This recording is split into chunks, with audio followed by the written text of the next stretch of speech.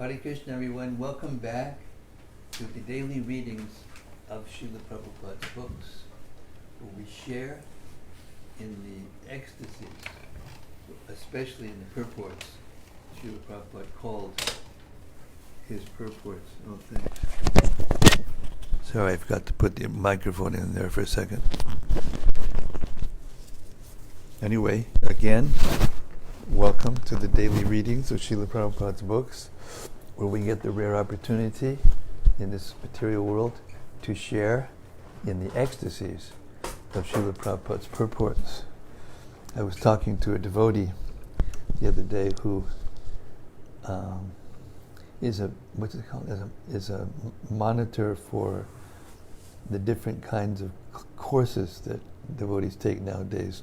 Courses to get initiated, courses to do the Bhakti Shastri, courses to do this, courses to that. And in many cases they have like a course book that they mainly study, and they have references that they can look at Prabhupada's books to, read. And sometimes it's the optional. And I had to kind of chuckle because Prabhupada's books are not optional. Reading Prabhupada's books are not optional. And it's not just that. It's not that it's just a duty. It's actually our deepest pleasure to be able to associate with Srila Prabhupada through these purports that he worked so hard and cared so much for us to give us the meaning of the Srimad-Bhagavatam and the how to apply it into our lives by those purports, by those explanations. So we're very lucky. All of you out in cyberspace, thank you very much for joining us. Okay, we've reached 16th chapter, the 6th canto. But first, let's hear the prayer of Srila Sanatana Goswami, glorifying the Bhagavatam and enlightening us more and more every day what the Bhagavatam is, what we're hearing, and why. Srimad Bhagavatam Mahima Stotram. Oops. Restarted my computer and I forgot to bring that up. Oops. Yeah. Srimad Bhagavatam Mahima Stotram from the Sri Krishna Leela Stava by Srila Sanatana Goswami. And it goes like this. Sarva Piyusha Sarva Vaidika Satpala Sarva Siddhanta Ratnaja Sarva Lokaika Drikprada. O nectar from the ocean of all scriptures, O singular fruit of all the Vedas, rich mine of the precious gems of all conclusive truths, you are the only giver of sight to all the worlds. Sarva Bhagavata Prana Srimad-Bhagavata Prabho Kalidwan Doditaditya Sri Krishna Parivartita. O life air of all the Supreme Lord's devotees, O Master, Srimad-Bhagavatam, you are the sun risen in the darkness of Kali. You are the exact image of Sri Krishna. Paramananda Pataya Prema Varshakshadayate Sarvada Savasevyaya Shri Krishnaya Namostume. I bow down to you who are supremely blissful to read. Your every syllable pours down a flood of prema. You can always be served by everyone. You are Shri Krishna himself. Madhika Bando Matsangin Madguru Man Mahadana Man Nistada Madam Bhagya Mad Ananda Namostute.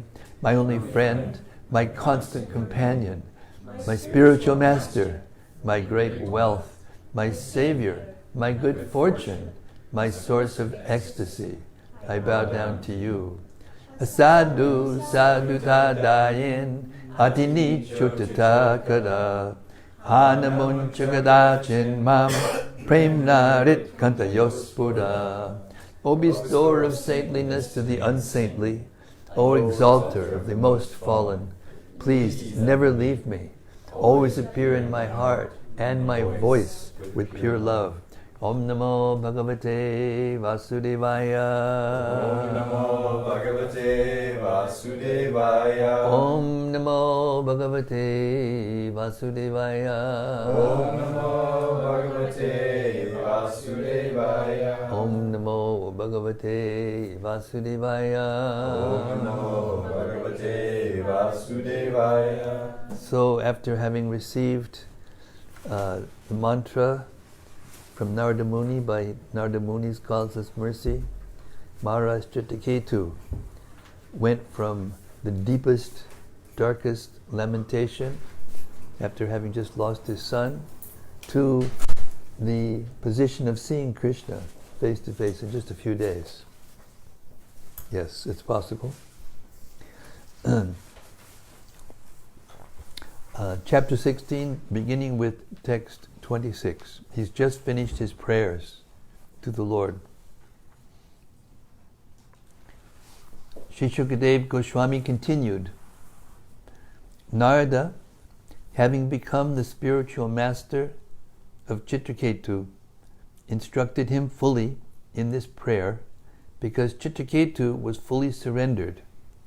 O King Parikshit, Narada then left with the great sage Angira for the topmost planet known as Brahmaloka. Purport. When Angira had first come to King Citraketu, he did not bring Narada with him. However, after the death of Citraketu's son, Angira brought Narada to instruct King Citraketu about Bhakti Yoga. The difference was that in the beginning, Citraketu was not in a temperament of renunciation, but after the death of his son, when he was overwhelmed by his great plight, he was awakened to the platform of renunciation by instructions regarding the falsity of this material world and material possessions. It is only at this stage that Bhakti Yoga can be instructed. As long as one is attached to material enjoyment, Bhakti Yoga cannot be understood. This is confirmed in Bhagavad Gita 2:44. Bhogaishvarya prasaktanam toya pradita chetasam vyabhasayatmika buddhi samado navadiyate. In the minds of those who are too attached to sense enjoyment and material opulence, and who are bewildered by such things, the resolute determination of devotional service to the Supreme Lord does not take place. As long as one is very much attached to material enjoyment, one cannot concentrate his mind on the subject matter of devotional service. The Krishna consciousness movement is progressing successfully in the Western countries at the present moment because the youth of the West have reached the stage of vairagya, or renunciation. They are practically disgusted with material pleasure from material sources, and this has resulted in a population of hippies throughout the Western countries. Now, if these young people are instructed about Bhakti Yoga, Krishna consciousness, the instructions will certainly be effective. As soon as Citraketu understood the philosophy of Vairagya Vidya, the knowledge of renunciation, he could understand the process of Bhakti Yoga. In this regard, Srila Sarvabhauma Bhattacharya has said, Vairagya Vidya Nija Bhakti Yoga. Vairagya Vidya and Bhakti Yoga are parallel lines. One is essential for understanding the other. It is also said, Bhakti Parishanubhavo Viraktir Anyatra Cha. Advancement, Bhagavatam 11:2, 42. Advancement in devotional service or Krishna consciousness is characterized by increasing renunciation of material enjoyment. Narada Muni is the father of devotional service, and therefore, just to bestow causeless mercy upon King Citraketu, Angira brought Narada Muni to instruct the king. These instructions were extremely effective. Anyone who follows in the footsteps of Narada Muni is certainly a pure devotee. Text 27. I'll read that again. anyone who follows in the footsteps of Narada Muni is certainly a pure devotee. Text 27. Fasting and drinking only water, Citraketu for 1 week continuously chanted with great care and attention the mantra given by Narada Muni. Text 28. King Parikshit, after only 1 week of repeatedly practicing the mantra received from the spiritual master, Citraketu achieved the rule of the planet of Vidyadharas as an intermediate product of his spiritual advancement in knowledge. Purport.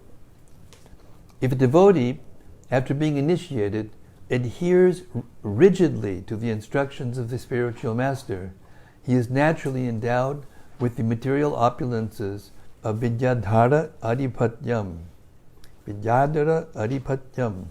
and similar posts as byproducts. A devotee need not practice yoga, karma, or jnana to achieve a successful result. Devotional service alone is competent to award a devotee all material power. A pure devotee, however, is never attached to material power, although he gets it very easily without personal endeavor. Citraketu received this side benefit of his devotional service, which he rigidly performed in accordance with the instructions of Narada. Text 29.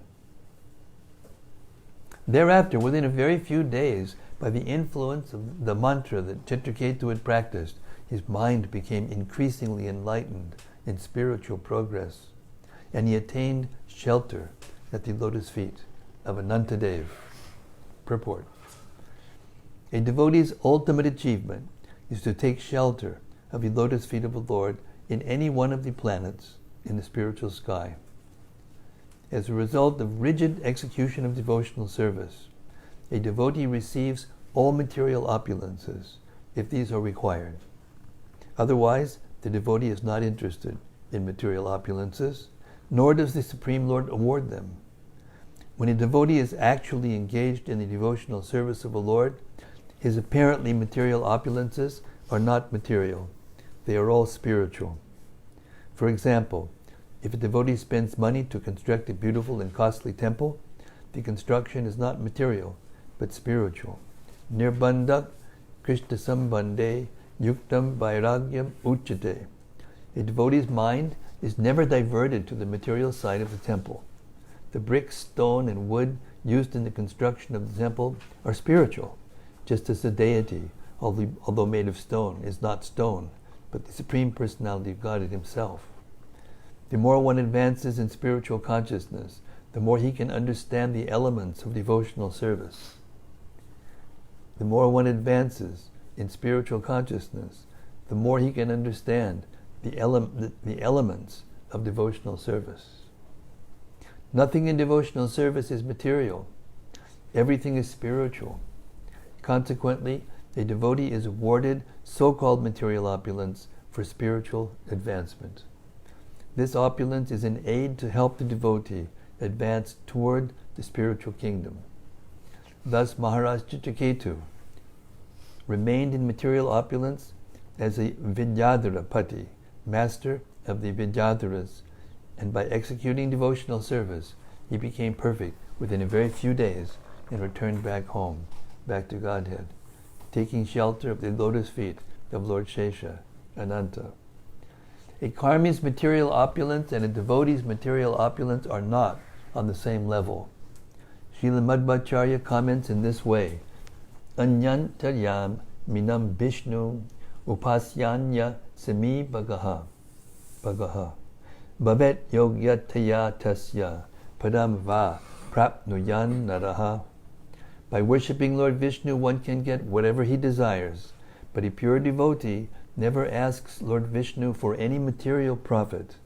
Instead, he serves Lord Vishnu without material desires, and is therefore ultimately transferred to the spiritual kingdom. In this regard, Srila Viraraghava Acharya comments, Yateshta Katir Ityartha. By worshipping Vishnu, a devotee can get whatever he likes. Maharaj Citraketu wanted only to return home, back to Godhead, and therefore he achieved success in that way. Text 30. Upon reaching the shelter of Lord Shesha, the Supreme Personality of Godhead, Citraketu, saw that he was as white as the white fibers of a lotus flower. He was dressed in bluish garments and adorned with a brilliantly glittering helmet, armlets, belt, and bangles. His face was smiling, and his eyes were reddish. He was surrounded by such exalted, liberated persons as Sanat Kumara. Text 31. As soon as Maharaj Citraketu saw the Supreme Lord, he was cleansed of all material contamination and situated in his original Krishna consciousness, being completely purified. He became silent and grave, and because of love for the Lord, tears fell from his eyes, and his hairs stood on end. With great devotion and love, he offered his respectful obeisances under the original personality of Godhead. Purport. The word tad darshana dvashta samasta kilbisha is very important in this verse.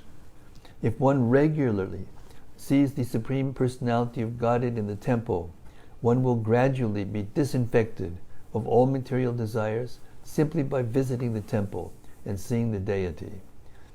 When one is freed from all the results of sinful activities, one will be purified, and with a healthy mind, completely cleansed, he will increasingly make progress in Krishna consciousness. Text 32. With tears of love and affection, Citraketu repeatedly moistened the resting place of the Supreme Lord's lotus feet.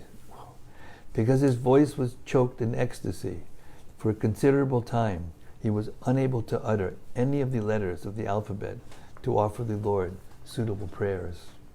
Purport. All the letters of the alphabet and the words constructed by those letters are meant for offering prayers to the Supreme Personality of Godhead. Maharaj Citraketu had the opportunity to offer prayers to the Lord by composing nice verses from the letters of the alphabet. But because of his ecstasy, for a considerable time, he could not join those letters to offer prayers to the Lord. As stated in Srimad-Bhagavatam 1.5.22, Idang hi pungshas tapasak shutasya va swastisya suktasya chibudi datayoho avichutor takavibir nirupito yad utamashloka gunanuvarnanam. If one has scientific, philosophical, political, economic, or any other abilities, and wants perfection in his knowledge, he should offer prayers to the Supreme Personality of Godhead by composing first-class poetry or engaging his talents in the service of the Lord. Lord Citraketu wanted to do this, but he was unable because of loving ecstasy. Therefore, he had to wait for a considerable time before he could offer prayers. Text 33. Thereafter, by controlling his mind with his intelligence, and thus restricting his senses from external engagements, he recovered suitable words with which to express his feelings. Thus he began offering prayers to the Lord, who is the personification of the Holy Scriptures, the Sattvata Samhitas, like the Brahma Samhita and the Narada Pancharatra, and who is the spiritual master of all. He offered his prayers as follows. Purport. One cannot offer prayers to the Lord with mundane words. One must become spiritually advanced by controlling the mind and senses. Then he can find suitable words in prayers to offer in prayers to the Lord. Quoting the following verse from the Padma Purana, Srila Sanatana Goswami forbids us to sing any song not sung by authorized devotees. Avaishnava mukodigirnam puttam harikatamritam shavanam naiva kartavyam sarpopishtam, sarpochishtam, yatapayaha. The words or songs of a person not fixed in Vaishnava behavior, not strictly following the rules and regulations, and not chanting the Hare Krishna mantra, should not be accepted by pure devotees. The words Sattvata Shastra Vigraham indicate that the Satchidananda, body of the Lord, can never be accepted to be made of Maya. Devotees do not offer prayers to the Lord in an imaginary form. The existence of the Lord's form is supported by all Vedic literature. Text 34.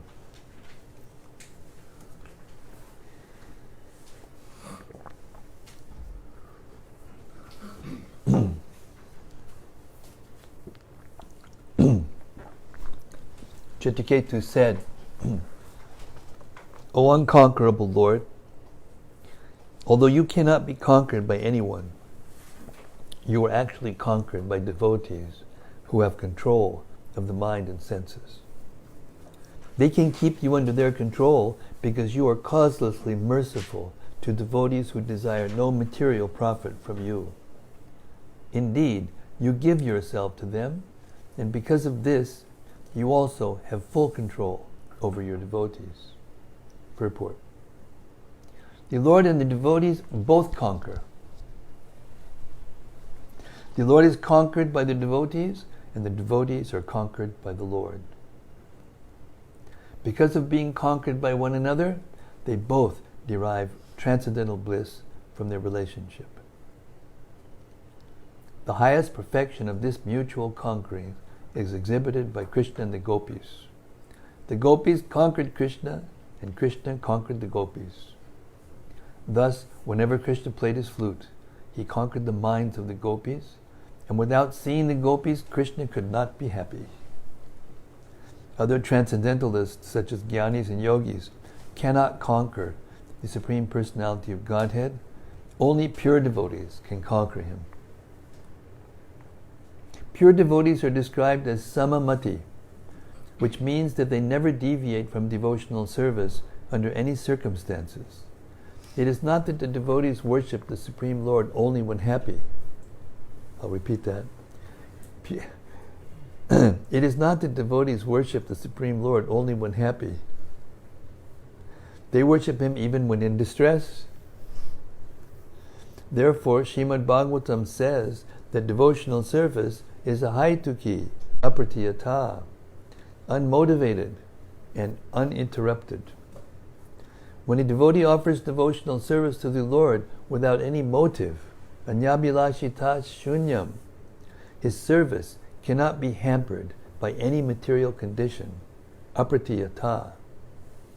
Thus, a devotee who offers service in all conditions of life can conquer the Supreme Personality of Godhead. A special distinction between devotees and the other transcendentalists, namely the Jnanis and Yogis, is that Jnanis and Yogis artificially try to become one with the Supreme, whereas devotees never aspire for such an impossible accomplishment. Devotees know that their position is to be eternally servants of the Supreme Lord and never to be one with him. Therefore they are called samamati or jitatma. They detest oneness with the Supreme. They have no lusty desires for oneness. Instead, their desire is to be freed from all material hankering. Therefore they are called nishkama, desireless. A living entity cannot exist without desires. But desires that can never be fulfilled are called kama, lusty desires. Kamaistaistaya rittagyana. Because of lusty desires, non-devotees are deprived of their intelligence. Thus they are unable to conquer the Supreme Lord, whereas devotees, being freed from such unreasonable desires, can conquer the Lord. Such devotees are also conquered. Such devotees are also conquered by the Supreme Personality of Godhead, Because they are pure, being free from all material desires, they fully surrender to the Supreme Lord, and therefore the Lord conquers them. Such devotees never aspire for liberation.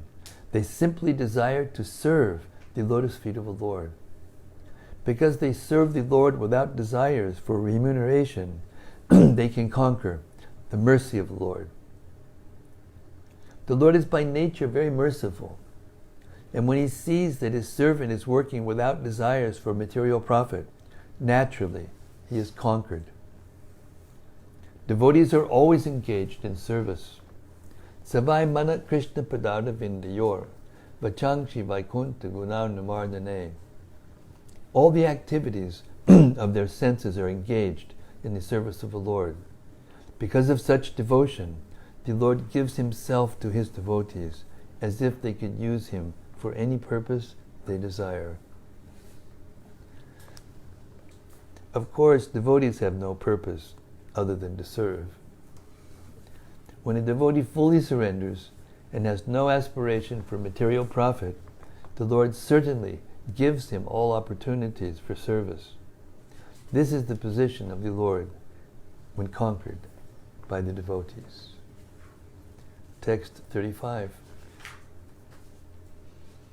My dear Lord, this cosmic manifestation and its creation, maintenance, and annihilation are all but your opulences.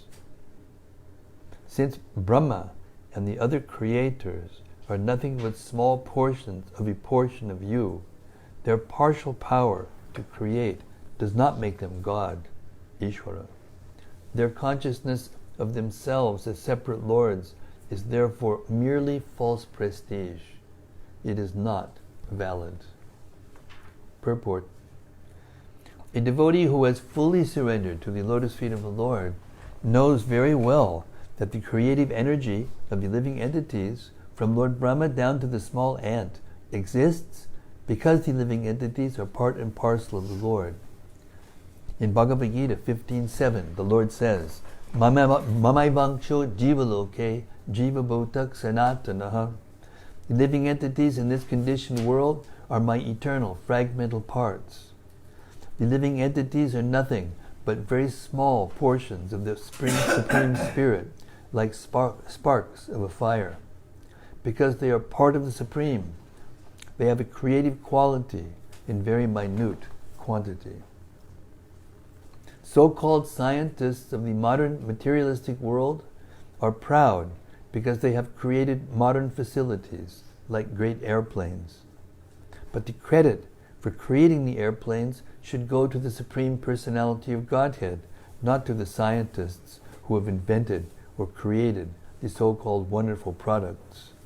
The first consideration is the intelligence of the scientist.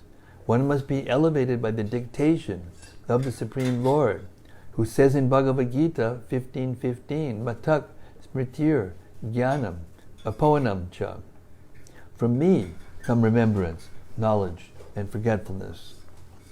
Because the Supreme Lord, the Supersoul, sits within the core of every living entity's heart, the dictation by which one advances in scientific knowledge or creative faculties comes from Him. Furthermore, the ingredients to manufacture wonderful machines like airplanes are also supplied by the Lord, not by the scientists. Before the airplane was created, its ingredients already existed, having been caused by the Supreme Personality of Godhead. But when the manifested creation of the airplane is ruined, the remaining debris is a problem for the so-called creators. Another example is that the West is creating many automobiles. The ingredients for these automobiles are supplied, of course, by the Supreme Lord, and the intelligence for the so-called creation is also supplied by the Lord. Ultimately, when the cars are demolished, the so-called creators are faced with the problem of what to do with their ingredients.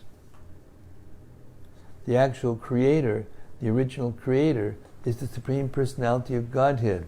Only in the interim does someone create something with intelligence supplied by the Lord, and later the creation again becomes a problem. I don't know if you know this, but in the ocean now, I'm not sure which side, but there's an area the size of Texas that is deep, I don't know how deep, that is solid plastic.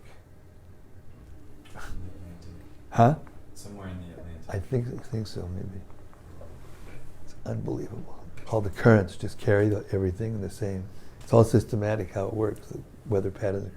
Now it's all being clogged up by the so-called advanced civilization. And we're thinking we're advancing. And we're just choking off the very lifeline to our existence. Therefore, the so-called creator is not to be credited by the act of creation. The credit goes to the Supreme Personality of Godhead. It is rightly stated herein that the credit for all the opulences of creation and maintenance and annihilation belongs to the Supreme Lord, not to the living entities.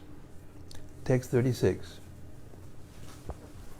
You exist in the beginning, middle, and end of everything, from the most minute particle of the cosmic manifestation, the atom, to the gigantic universes and total material energy. Nonetheless, you are eternal, having no beginning or middle, end or middle. You are perceived to exist in these three phases, and thus you are permanent. When the cosmic manifestation does not exist, you exist as the original potency. Purport. The Brahma Samhita says, 533 says, Advaitam achyutam anadim ananta rupam adyam purana purusham nava yovanam cha vedeshu adurlabam atma bhakto govindam adipurusham tamaham vijami. I worship the Supreme Personality of Godhead, Govinda, Krishna, who is the original person, absolute, infallible, without beginning, although expanded into unlimited forms, still the same, original, the oldest, and the person always appearing as a fresh youth.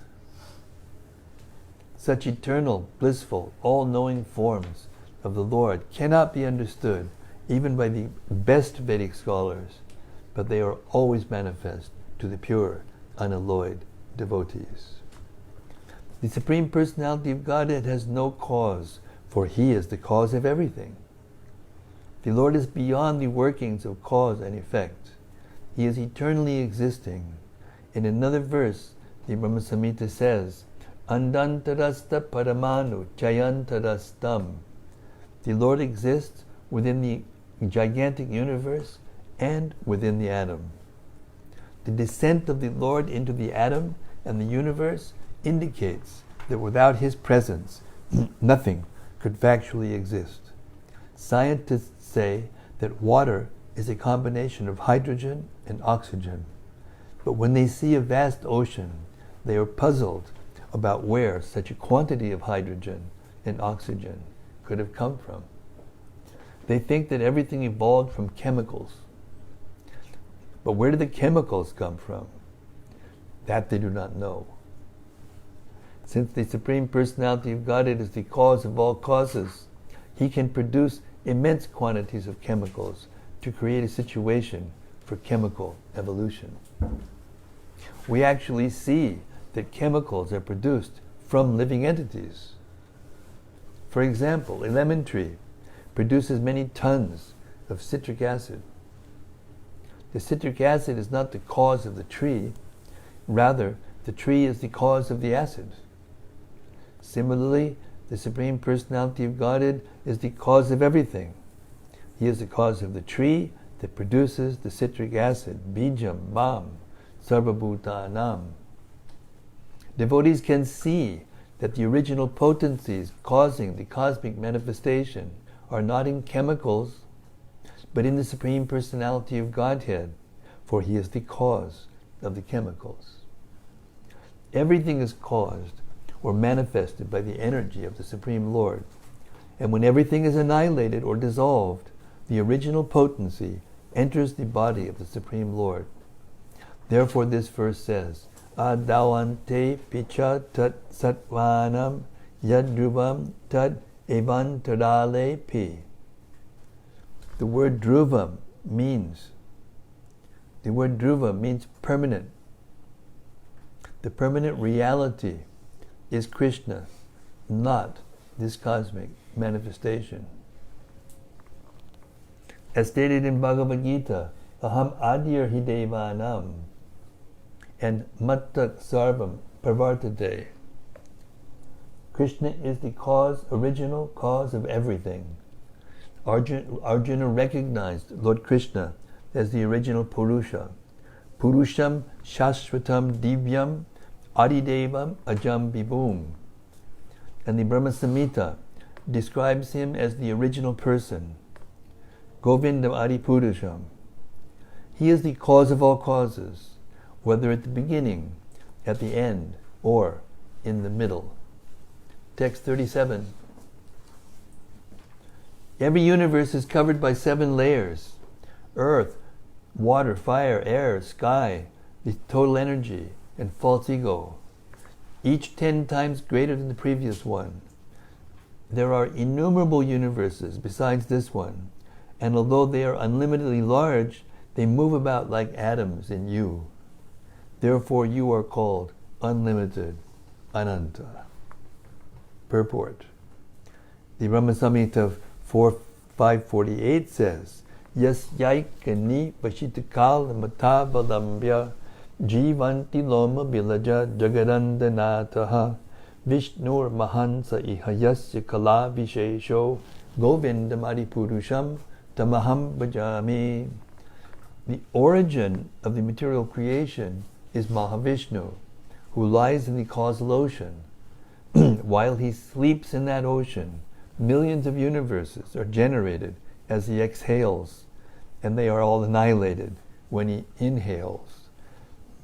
This Mahavishnu is a plenary portion of a plenary portion of Vishnu, Govinda, Yasya, Kala, Vishesha. The word Kala refers to a plenary portion of a plenary portion. From Krishna, or Govinda, comes Balaram. From Balarama comes Sankarshan. From Sankarshan, Narayana. From Narayana, the second Sankarshan. From the second Sankarshan, Mahavishnu. From Mahavishnu, Garbhodakashai Vishnu. And from Garbhodakashai Vishnu, Kshirodakashai Vishnu. Kshirodakashai Vishnu controls every universe. This gives an idea of the meaning of Ananta, unlimited. What is to be said of the unlimited potency and existence of the Lord? This verse describes the coverings of the universe. Saptabir dashaguno tarayar andako shaha. The first covering is earth, the second is water, the third is fire, the fourth is air, the fifth is sky, the sixth is the total material energy, and the seventh is the false ego. Beginning with the covering of earth, each covering is 10 times greater than the previous one. Thus we can only imagine how great each universe is.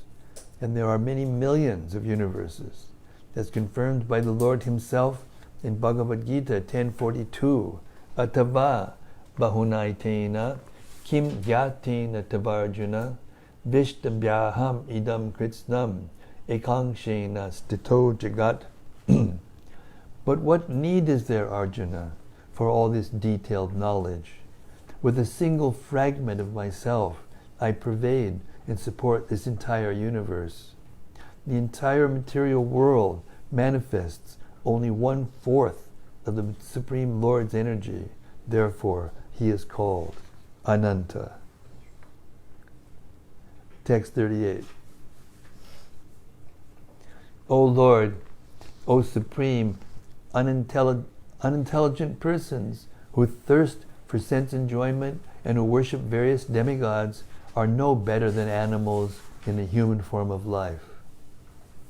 Because of their animalistic propensities, they failed to worship your lordship, and instead they worship the insignificant demigods, who are but small sparks of your glory.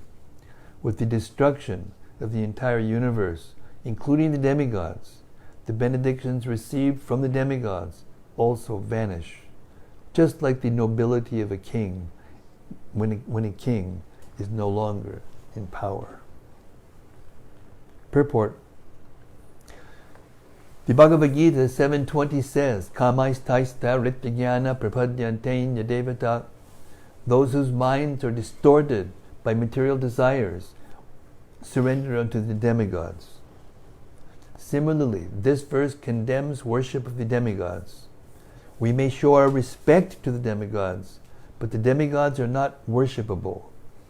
The intelligence of those who worship the demigods is lost, rityajnana. Because these worshippers do not know that when the entire material cosmic manifestation is annihilated, the demigods, who are the departmental heads of that manifestation, will be vanquished. When the demigods are vanquished, the benedictions given by the demigods to unintelligent men will also be vanquished. Therefore, a devotee should not hanker to obtain material opulence by worshipping the demigods, but should engage in the service of the Lord who will satisfy all his desires.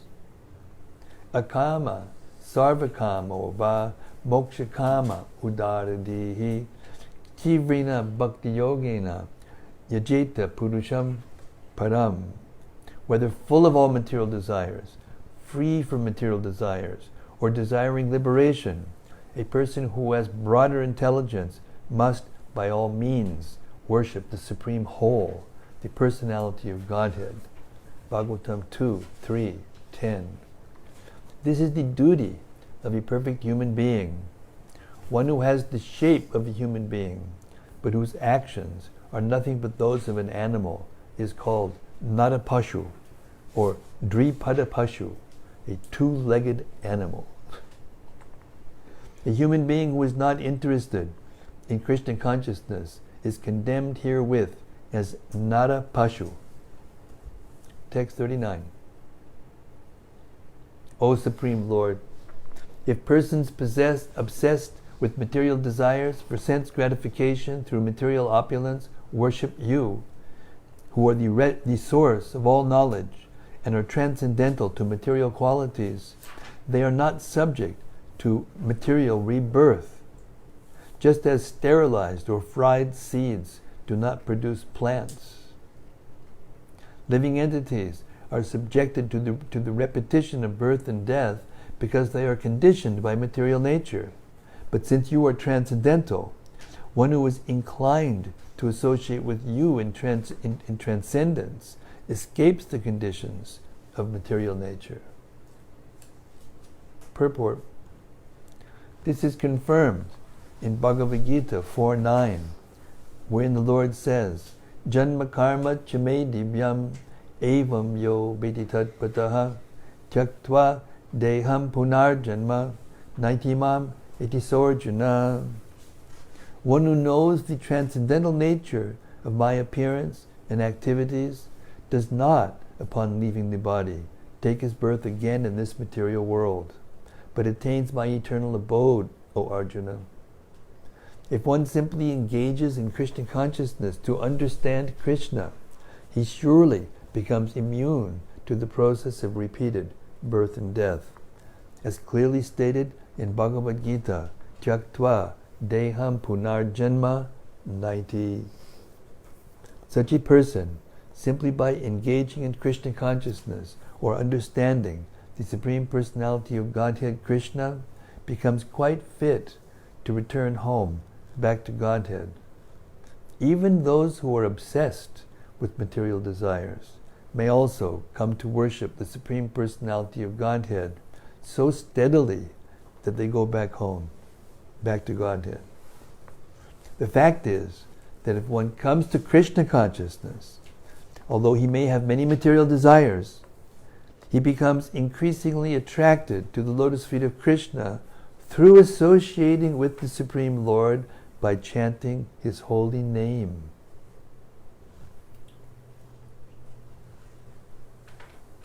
The Supreme Lord and his holy name are identical.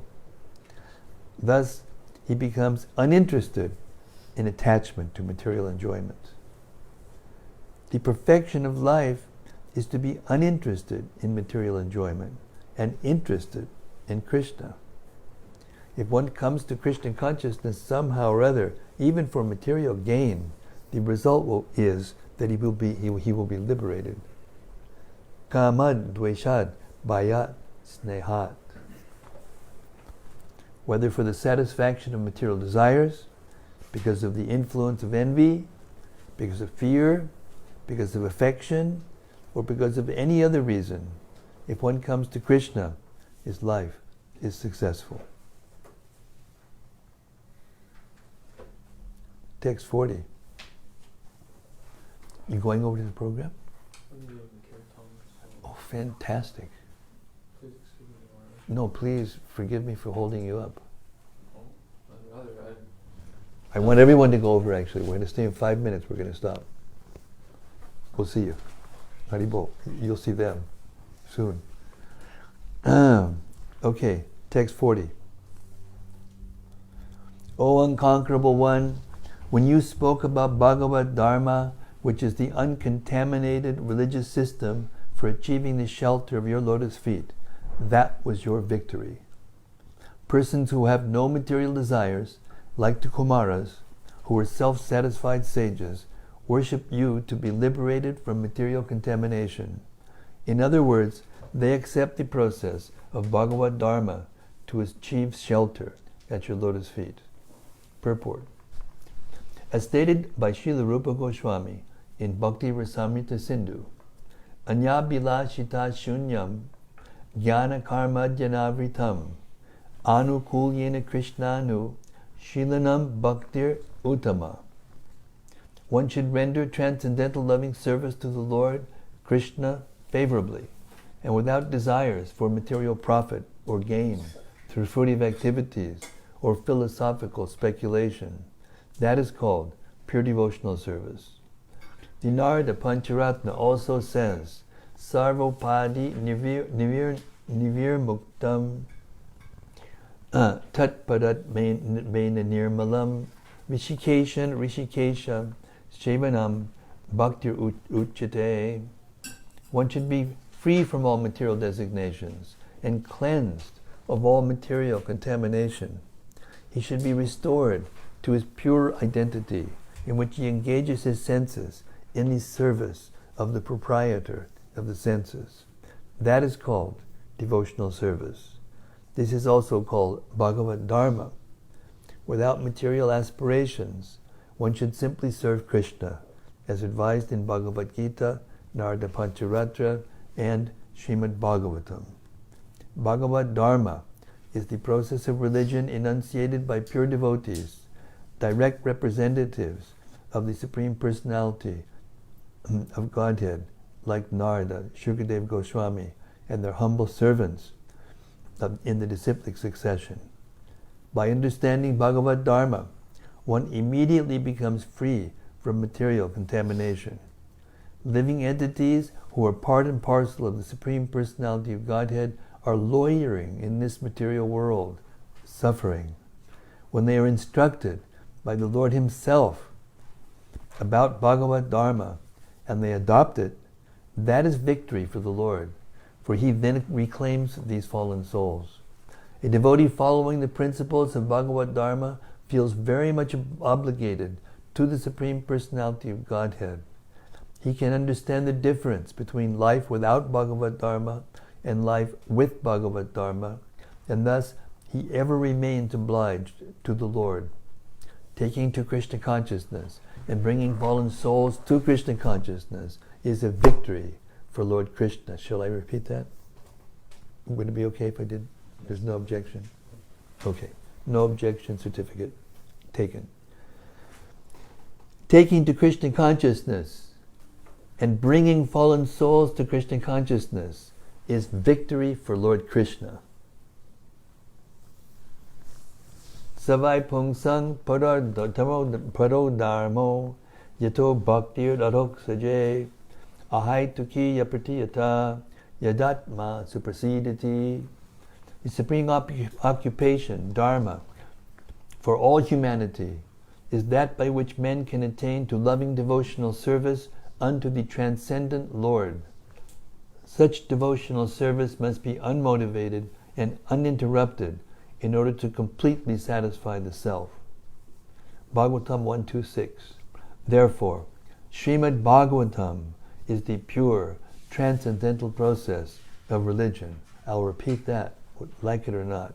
Therefore, Srimad-Bhagavatam is the pure, transcendental process of religion. Hare Krishna. So we'll stop there. It's 5:30 exactly. And I'm going to stop early today. I'm not going to have any reflections or... You have so many questions over there? So that everybody can come over, go over to the temple program. I also have 3 or 4 things I have to do timely. So, thank you very much everyone for once again making my day. My day is made every day at this time. For all of you, hearing the Bhagavatam, as we just heard, is the victory for Krishna. All right. Thank you very much. Srimad Bhagavatam ki jai, Citraketu Maharaj ki jai. The prayers of Citraketu Maharaj to Anantadev, Shesh ki jai. Gaur Premanandi. See you tomorrow, 6:30 Central Time, USA. Hare Krishna.